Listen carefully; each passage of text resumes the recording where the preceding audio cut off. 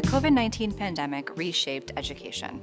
And now, more than ever, we need a student-centered shift in teaching, supported by meaningful technology use and authentic collaboration. When COVID-19 hit, classrooms around the world were forced to shut their doors.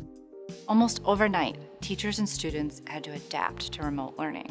This sudden shift exposed deep inequities in access to technology, internet connectivity, and even basic learning support at home.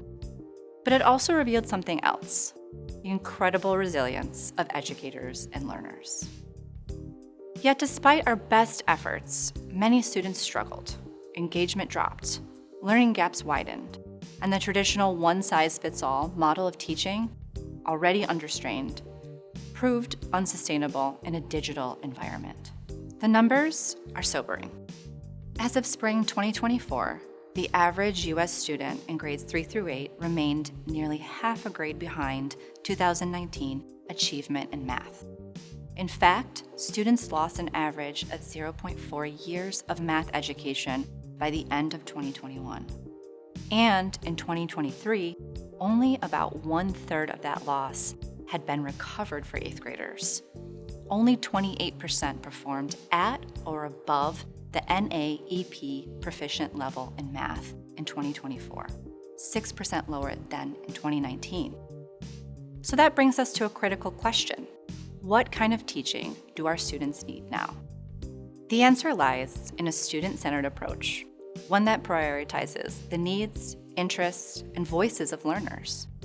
In a post-pandemic world, students are not just catching up academically, they're also navigating emotional, social, and psychological challenges.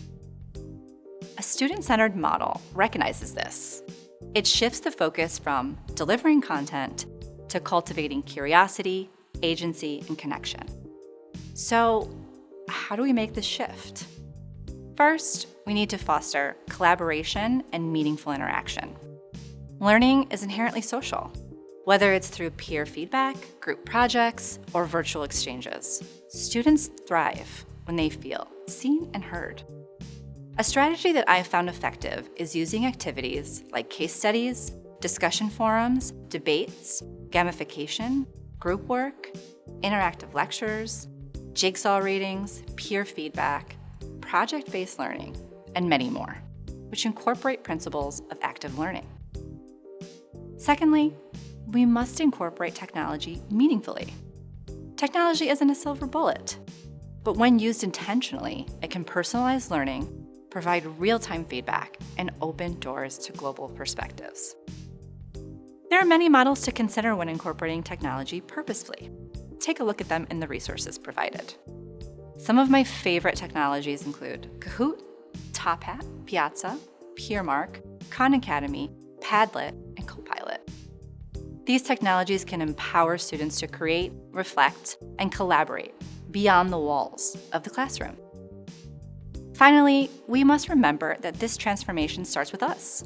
As educators, leaders, and lifelong learners, it requires us to be flexible, empathetic, and willing to reimagine what learning can look like. The pandemic disrupted education, but it also gave us a rare opportunity to rebuild it better. Let's not return to the normal. Let's move forward toward a model of teaching that's inclusive, innovative, and deeply human.